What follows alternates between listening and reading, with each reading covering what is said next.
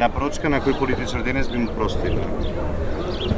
На сите оние кои има лоши зборови за мене во изминативе години и мислам дека тоа треба да стане пракса не само на овој ден и не само од моја страна кон нив или евентуално од нив кон мене и кон другите. Во Македонија, за жал, политичката поделба е огромна и јас мислам дека во наредниот период, месец и половина, во рамки на мојата кампања, сакам да се фокусирам посебно на тој проблем, тоа што премиерот Заев го нарече национално помирување. Мислам дека особено во етничкиот македонски камп поделбите се недозволено длабоки и широки.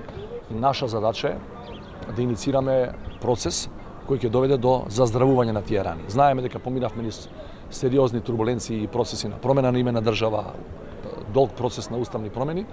Во тој политички процес кој е уникатен и за нас, па и за многу други држави во светот, излегува многу лоши емоции, многу лоши зборови паднаа не само во парламентот и меѓу обичните луѓе и навистина мислам дека ова е нека биде еден символ денешниот ден кога навистина ќе почнеме да се помируваме меѓу себе. Не можеме да се помириме во се, меѓутоа околу неколку точки сигурно можеме да најдеме заеднички јазик. Тоа е дека Македонија мора да остане во овие граници, Македонија мора да биде демократска, функционална демократија и мора да биде членка на евроатлантските интеграции.